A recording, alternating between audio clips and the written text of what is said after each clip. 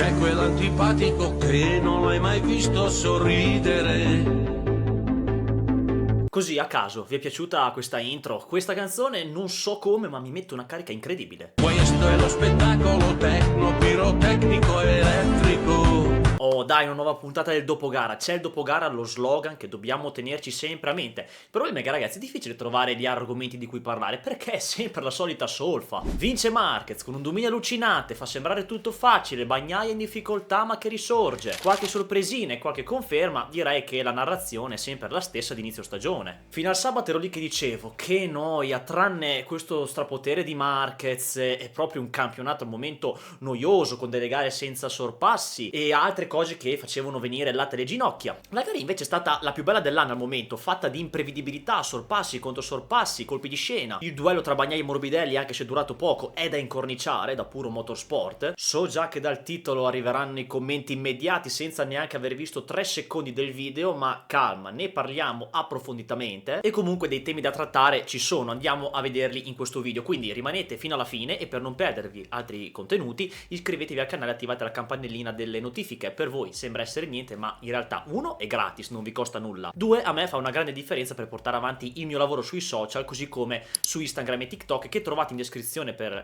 andarmi a seguire, per vedere anche contenuti inediti e per andare a lasciare la vostra domanda nel box come sempre sul weekend della MotoGP, che vi lascio sempre a fine gara e le migliori considerazioni le seleziono per andare a parlare un po' di quello che avete chiesto. A fine video, come di consueto, lo facciamo un po' di rassegna stampa classica, perché credo sia importante parlare del fatto che l'antitrust dell'Unione Europea sarebbe in procinto di dare l'ok a Liberty Media per acquisire la Dorna, che come sappiamo è proprietaria della MotoGP e l'andrà ad acquisire per un valore di 3,5 miliardi di euro. La Commissione Europea sarebbe pronta ad approvare l'accordo dopo le varie indagini che erano state fatte su un possibile conflitto di interessi con Liberty, che possiede anche la Formula 1, che avevano di fatto rinviato questa approvazione, ma sembra che comunque siamo vicini ad una fumata bianca. Collegato a questo, quindi, salta anche fuori il tema su chi potrà essere il successore di Carmelo Espeleta nella figura di amministratore delegato, che dovrebbe appunto farsi da parte dopo l'acquisizione, e si è parlato di Chuck Axland, ex team manager del team Roberts MotoGP e attuale direttore operativo del Moto America, ed è saltato fuori anche il nome di Massimo Rivola, il quale ha subito smentito nel venerdì di prove questa voce. In passato era stato fatto anche il nome di Davide Brivio come possibile nuovo amministratore delegato.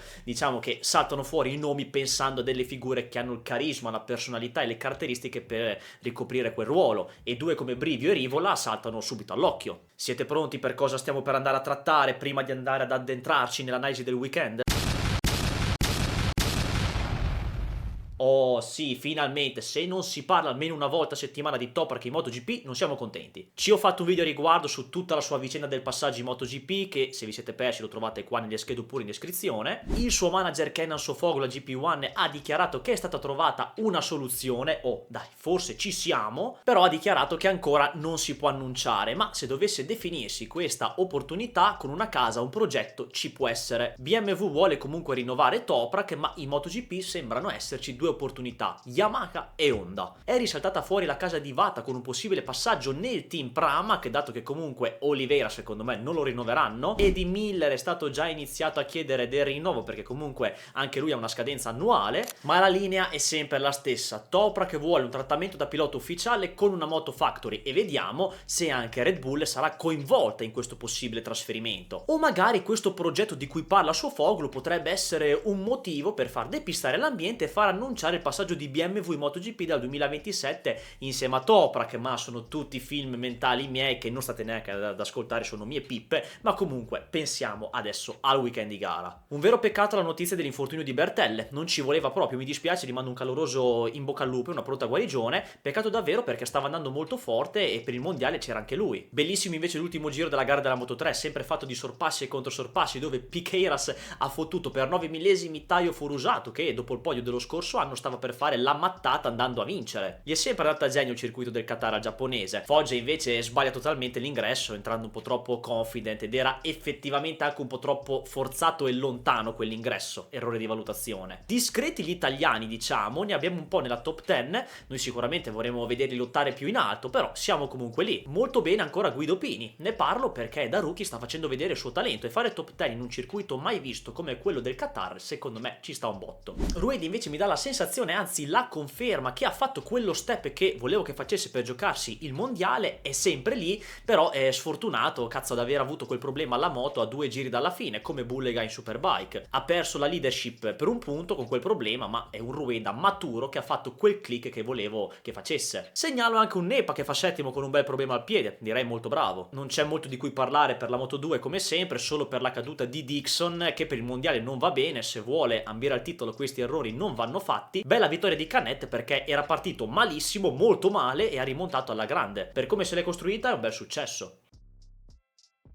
Ritorna Martin e devo dire che mi dispiace moltissimo anche qua perché è proprio il segno di una stagione, iniziata male e che sta andando per il verso sbagliato. Non l'avevo neanche visto malissimo nelle prove, ovviamente togliendo le gare. Ovviamente non si può giudicare, non facciamo delle conclusioni, non so quando potremo vederlo al 100%, adesso togliamo quello che gli è successo in gara, quindi io ho pensato che avremmo potuto vedere un Martin al 100% magari forse a fine maggio, inizio giugno, e adesso che c'è stato anche quest'altro problema della caduta in gara in Qatar, non so. Però vedendo la sensazione, escludendo ovviamente la caduta della gara, fino a quel momento ho confermato una delle mie tesi, che andrebbe forte, che lui l'Aprilia la porterebbe a un livello superiore, proprio intorno alla terza e quarta posizione insieme alle Ducati satellite, e attualmente direi anche in lotta con Bagnaia, perché Marquez, lo sappiamo, in questo momento ha un potere stratosferico. Va detto, e sarò anche un po' crudo, ma come sempre io dico quello che penso, le altre Aprilia che sono state vicine a Martin nelle prove dovrebbero farsi un esame di coscienza, o non so, far suonare un campanello d'allarme ad avere gli stessi tempi circa in prova. Togliamo le gare perché è diverso fisicamente, perché essere vicini ad un pilota che è infortunato, appena tornato, che non vedeva la moto dallo scorso novembre, non al top della condizione, che per poco sfiora anche il Q2 perché c'è stato anche quel rischio, secondo me c'è qualcosa che tocca, qualquadra che non cosa. Questo fa anche appunto ribadire il gran talento di Martin.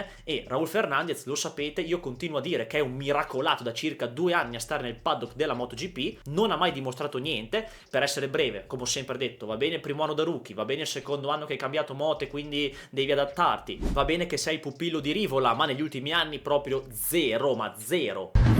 E questo è l'anno che ci fa capire che non è da MotoGP. E lo dette in breve nuovamente perché ne ho già parlato in altre occasioni di questa cosa. Io ce l'ho un po' di astio con quei piloti tipo Vignales o Fernandez. In Aprilia comunque questo weekend ci ha messo una pezza circa Ogura nuovamente, addirittura da rookie, con un buonissimo settimo posto nella sprint e il Q2, unica Aprilia ad andare in Q2. Ricordiamo ancora che è un rookie e in gara però ha raccolto solamente un punto, dove la pezza ce l'ha messa Bezzecchi chiudendo almeno in top 10, però per Noale è un altro weekend deludente. Facciamo una piccola divagazione dal punto di vista tecnico perché c'è una piccola novità in casa Ducati. Allora faccio una premessa, io non sono un tecnico quindi riporto solo quello che vedo scritto da fonti affidabili, quindi non mi metto a fare analisi particolari, però è spuntato un nuovo aggeggio marchi Ingegno prodotto da Dall'Igna e Company. Sul fondo del braccio destro del forcellone della Ducati di Marquez è saltato fuori questo piccolo cilindro ed ecco fuori le prime ipotesi. È un sensore ottico oppure un mini mass damper che potrebbe essere usato per ridurre le piccole vibrazioni, e da quello che filtra potrebbe essere proprio quest'ultima idea, dato che ce l'ha anche Aprilia da più tempo, che ha una forma meno visibile ed è più uno scatolotto, che comunque alla fine della favola questi piccoli aggeggi dovrebbero essere dei mini mass damper per ridurre le vibrazioni. Mi sembrava che all'inizio della corsa Marquez avesse sofferto un attimo quel contatto con suo fratello Alex in curva 1 dove ha perso quel pezzetto di ala del codone, il che mi sembrava strano. Va bene che l'aerodinamica influisce anche sul codone, ma non pensavo così tanto, e infatti non era per nulla questo, perché basta vedere il cronologico dei tempi che non ha inciso più di tanto questa mancanza. Ci fa capire questo risultato di un Marquez che all'inizio sembrava essere appena in difficoltà, poi studia un attimo Bagnaia per 2 giri e fa la sua gara alla solita maniera in gestione, dove gli basta controllare un attimo anche Vignales poco dopo e passarlo, non sforzandosi più di tanto. Come sempre sceglie il momento giusto. Direi che bisogna fare un altro grandissimo chapeau a Monsieur Joan Zarco, che ormai sembra essere una routine vederlo lì davanti con la Honda, ma anche qui vediamo il talento di un pilota e la sua forza. Zarco è un signor pilota nel vero senso della parola e per la Honda è un lusso averlo. Guida sopra i problemi Quartararo, che anche lui in Qatar è sempre andato forte, perché comunque dopo Zarco è il primo delle non Ducati, ha fatto una gran qualifica e per un momento era pure in pole e sarebbe stata una grandissima soddisfazione per lui ma anche per noi che lo vediamo. Poi molto bene anche nella sprint, sprint dove ha sfiorato il podio ma poi è stato beffato da Aldeguer che ha approfittato di alcune sue chiusure di avantreno per avvicinarsi e poi passare nel finale. E vanno fatti i complimenti anche ad Aldeguer che anche lui da rookie, nonostante sia comunque su una Ducati, ha fatto un bel weekend. Parlando di talento, Maverick Viñales ha fatto vedere quello che lui ha in questo weekend qatariota. All'Usail è sempre andato forte e questo risultato, indipendentemente dalla pressione della gomma davanti, è 80% suo e 20% della moto, perché con una KTM molto difficile da guidare qui sembrava che con lui in cima la KTM non avesse problemi. Ha corso sopra i problemi facendo le cose con il suo talento, non c'è altra spiegazione. Io vi ho già spiegato in un video, sia breve che è un'ospezione di un video integrale, di quello che penso su Maverick Viñales, che trovate qua nelle schede oppure in descrizione, sul fatto che sia un talento clamoroso ma purtroppo sopravvalutato per i suoi risultati. Parliamo di Pecco Bagnaia e di conseguenza si parla anche poi di Marc Marquez. Il venerdì è andata come mi aspettavo e come avevo detto anche nello scorso dopogara, che sia l'italiano che lo spagnolo erano lì sul filo del millesimo, cioè alla pari. Togliamo il primo turno perché non ha senso parlare data la pista sporca, i vari setting e varie configurazioni. Infatti è stato il miglior venerdì dell'anno per Bagnaia perché si prospettava ad essere quel weekend in cui è forte per vincere. Però nella qualifica Pecco mi è cascato, vabbè sì, in tutti i sensi, però ok la caduta nel secondo run, ma è una caduta secondo me dettata anche dal fatto di dover essere stato lì a rincorrere, perché non era messo benissimo come posizione dopo il primo run, era tipo in nona posizione se non mi ricordo male. Ed anche questo è un fattore, io dico premessa, non mi metto sicuramente a giudicare, io non sono un pilota e dietro ci sono molte altre dinamiche che noi non conosciamo, però almeno piazzare un tempo al primo run e per assicurarsi una posizione solida che sia primo o seconda fila è importante secondo me, perché già se parti nella terza fila nella MotoGP di oggi, se non fai un bello scatto è difficilissimo sorpassare, poi se hai una Ducati sotto il culo è diverso. Lui ha raccontato che nel primo run non era a posto come nel resto del weekend, mentre nel secondo era tutto ok. Cioè, boh, vedete, ci sono delle dinamiche che noi non conosciamo, però come cazzo è possibile? E quindi vabbè, la caduta ci può stare, capita. Il mio era più un discorso basato sul cercare di piazzare almeno un tempo sicuro nel primo run per evitare situazioni in cui poi sei costretto a partire indietro per vari eventi, e questo della caduta è uno di quegli eventi che ti penalizzano il weekend. E anche per ribadire il fatto che se sbagli in qualifica compromettendoti il weekend oppure parti indietro per altre cose, la tua sprint e la tua gara sono già segnate. E risalta sempre fuori il tema di dover fare una griglia per la sprint e una per la gara. Non lo dico per quello che è successo a Bagnaia, se ne parla da almeno un anno di questa cosa, di fare due griglie separate, che secondo me è una cosa giusta perché una qualifica non può determinare due griglie di partenze uguali. Che poi Bagnaia non debba sbagliare è chiaro, però per dire che se parti in quarta fila devi rimontare in due gare. Poi fate voi sulle modalità in cui vanno assegnate le due griglie, però è una cosa che comunque secondo me va cambiata anche quella. Nella sprint è totalmente opaco e questo problema delle garette per lui continua a persistere, dove non riesce ad essere performante, non riesce a frenare forte, a superare. A mia sensazione sembrava pure che non gli fosse entrata in temperatura la gomma, cioè che ci fosse un'altra gomma fallata, ma non penso, anche se andava piano. Nel finale poi è risalito, però motorsport.com Spagna ha detto di aver avuto un piccolo problema ma che non si può fare niente per cambiarlo, sperando che nella gara non ci sia lo stesso problema. Da come c'è scritto, Pecco si riferiva ad una gomma difettosa, ma dicendo anche che non si può parlare di quello data la grandissima censura della dittatura Michelin. Ed è diventato rilevante anche il tema del famoso serbatoio adesso, la cui conformazione cambia tra la sprint e la gara, e sembra essere un tallone d'Achille al momento. Come vi ho detto, non sono un tecnico e non so giudicare cosa possa cambiare con il serbatoio, che sicuramente cambia qualcosa, e vi lascio questa clip. Guarda, noi ne parlammo, Paolo, mi ricordo che l'anno scorso ad Aragon ne parlai con un ingegnere Ducati per cercare di capire questa cosa, perché mi sembrava poco, pure a me, poco chiara. Lui, diciamo, indicava nel fatto che si sposta leggermente il baricentro della moto, essendo un serbatoio più piccolo, però al contempo mi ha detto certo che per avere un comportamento così diverso, cioè pilota comunque vuol dire che ha un, tra virgolette, un problema, perché è come l'impressione che ce ne sia sempre una per Bagnaia, che ci sia qualcosa che debba mettere in difficoltà le cose, che non fa andare tutto al 100%. Mi sembra che ci sia un po' di confusione, non si riesce a capire cosa ci sia da risolvere per trovare la quadra. E questo è un punto cruciale. Che cazzo c'ha Bagnaia? Cosa gli sta succedendo? Io ho anche un altro pensiero a riguardo, che poi ovviamente può essere subito smentito, ma è una cosa che da fuori magari uno può percepire. Poi mi potrete dire stai dicendo delle cazzate, è una cosa che dicono in giro anche vari vari altri opinionisti, però è una cosa su cui mi trovo d'accordo anch'io, che non è che la dico io perché la dicono anche gli altri, ma perché un po' la penso anch'io. Non è che Bagnaia stia soffrendo Marquez e tutta questa situazione un po' a livello psicologico? La testa, soprattutto in questo mondiale, giocherà un bel fattore, e già partendo dal ritroso, cioè che Ducati ti piazza in casa, a fianco nel box,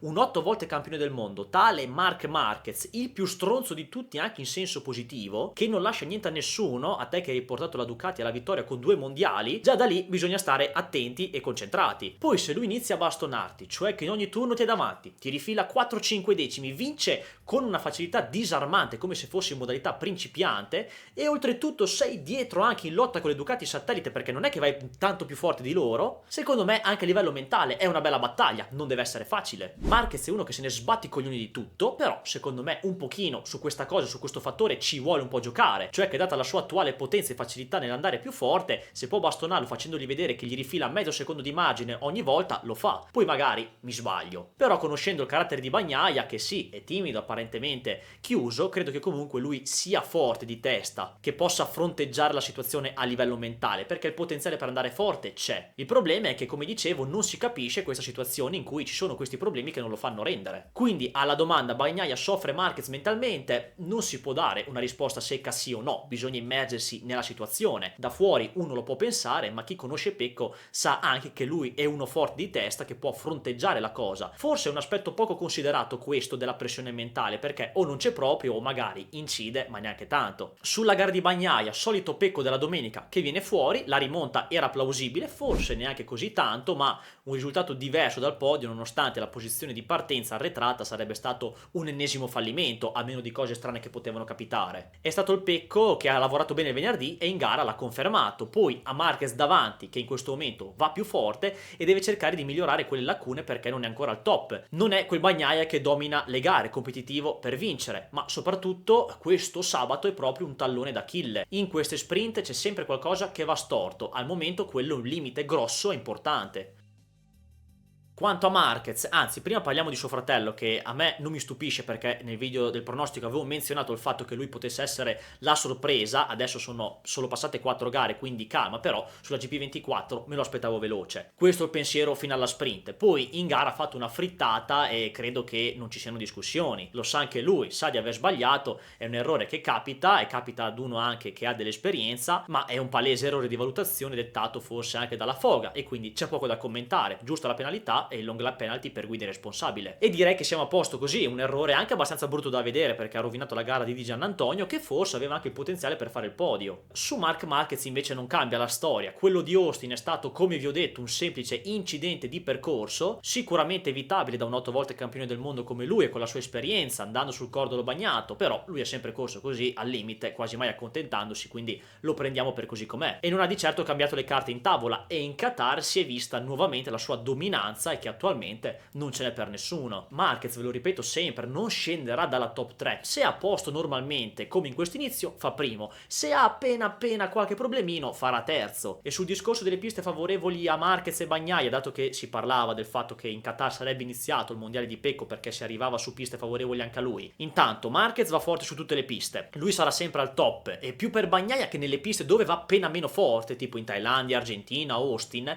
deve cercare di ridurre il gap da Marquez, perché ve l'ho detto, Marquez dal top 3 non scende, sarà sempre lì. Bagnaia in Qatar si è visto che è andato forte, il suo venerdì ce l'ha confermato, poi però in un weekend di gara ci sono anche degli imprevisti e la caduta nelle qualifiche ha compromesso tutto, anche un'ipotetica vittoria. Marquez invece in Qatar storicamente aveva vinto solo nel 2014, non è mai stata una pista dove lui ha dominato, è sempre stato sul podio ma senza quella sensazione di escalation come in altre piste. Quest'anno invece con la moto più forte del mondo sotto al culo, lui che è un 8 volte campione del mondo non poteva fare altro che andare forte, quindi anche in piste come Jerez dove Bagnaia va forte ci sarà un duello alla pari, non è che Marquez andrà più piano, magari Pecco sarà messo meglio e può rifirargli qualche decimino, ma sarà lì anche Marquez. E andiamo con lo spazio social, con le vostre considerazioni che mi avete lasciato nel box delle domande su Instagram. Scaccia, Bastianini riuscirà a trovare il feeling con la KTM? Lo vedo ancora in difficoltà, ma è il feeling, sì, togliamo il grande unplan di Vignales in questo GP del Qatar e comunque le KTM più o meno sono state tutte lì circa in confronto con le posizioni finali della gara. Bastianini ha fatto la solita rimonta, io direi che secondo me il feeling lo troverà nel corso del tempo, però non da fare grandissimi risultati, magari magari per entrare in top 10 sistematicamente magari sì, però comunque sarà una stagione da dimenticare, e occhio anche al mercato, perché magari qualche movimento ci può essere. Vito chiede: ci sarà un rivale vero per Marc e Ducati o sarà quasi tutto scontato fino alla fine? L'unico rivale di Marc Marquez al momento è Marc Marquez e lui ha la sua Ducati, quindi solo lui può incasinarsi un po' le cose da solo, come ha fatto ad Austin. Quanto a un rivale vero,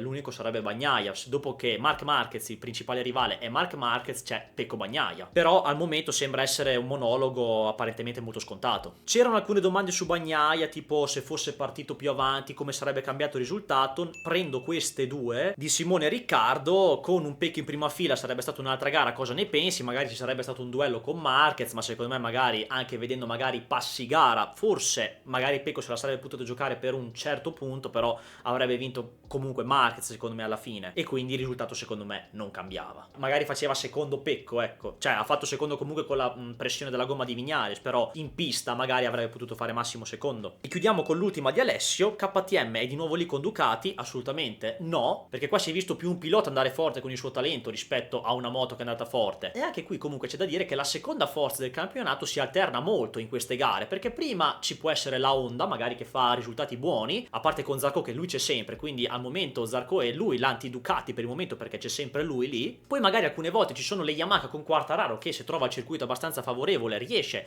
a essere diciamo la prima non Ducati oppure la seconda non Ducati. Poi volendo ci sono sicuramente le Aprilia, però stanno deludendo anche in queste ultime due gare, e quindi KTM comunque soffre molto, è molto in difficoltà, quindi non è la seconda forza assolutamente adesso del campionato. Come appunto vi ho già detto, c'è sempre comunque una bella lotta per diciamo la seconda forza del campionato dietro le Ducati, sono sempre all'intanti a giocarsi delle belle posizioni. C'era anche infatti un bel gruppone tipo dall'8ª alla 13ª posizione, 11ª forse. Andiamo con le pagelle di questo weekend del Qatar. Aprilia Trackhouse, un bel 3 a Raul Fernandez, sono incredibilmente severo, mentre ad Ogura do un 7,5 per essere stata l'unica Aprilia ad essere entrata in Q2 e anche per aver fatto una buona sprint. In gara poi è andato un po' meno bene. Honda Clienti a Chantra, vabbè, sappiamo la narrazione, diamogli un 6 o senza voto, non so neanche io, mentre Zarco per me si merita un bel 8,5 perché un altro quinto posto è clamoroso, peccato per il problema nella sprint. Ducati Gresini, un bel 7,5 a Fermín Aldeguer perché ha fatto un buon weekend. Per me questo voto non è da paragonare con Ogura perché guidano due moto diverse, mentre Alex Marquez ha fatto un bel errore in gara. Fino a prima al solito Alex bene in qualifica e in prova,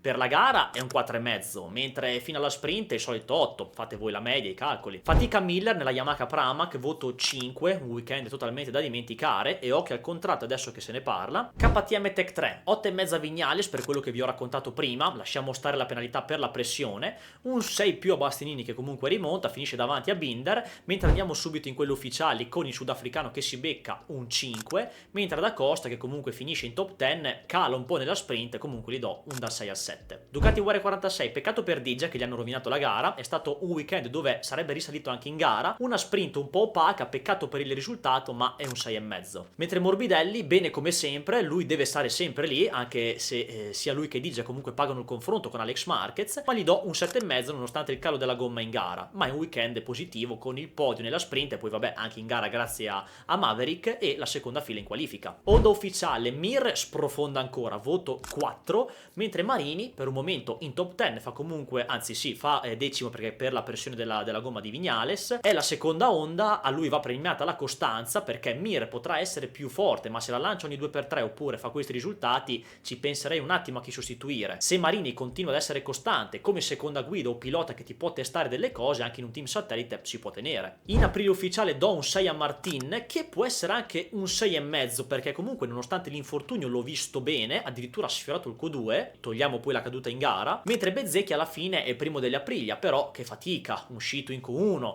una top 10 che non fa decifrare ancora bene questa Aprilia, e anche lui stesso che ha deluso ancora questo weekend, sia lui che l'Aprilia. Yamaha, Rins, solito 6, vabbè, e a Quartararo do un 8 perché è andato forte, prima fila in qualifica, nella sprint molto bene e poi nella gara a lungo ovviamente soffre di più, ma è il secondo delle non Ducati. E chiudiamo con i bro della Ducati Factory, a Bagnaia, che il venerdì e la domenica ha fatto un lavoro da Bagnaia come lo conosciamo, però il sabato penalizza tanto, sia per la caduta in qualifica che poi ha anche condizionato una sprint opaca. Rimonta in gara e direi meno male, però questi sabato vanno messi a posto e la quadra ancora non si trova. Gli do un 7,5, non sono molto buono. Mentre a Marc Marquez do un 9,5 perché il 10 è la perfezione in assoluto e la perfezione non esiste, si può sempre migliorare, però potrebbe essere un 10 perché è un altro tris di pole, sprint e gara, semplicemente una facilità disarmante. Bene ragazzi, spero che vi sia piaciuta anche questa puntata del dopogara, ricordatevi di iscrivervi al canale e attivare la campanellina per non perdervi i prossimi video che usciranno, perché ne usciranno alcuni veramente molto interessanti. Ricordatevi come sempre di seguirmi sui miei social, Instagram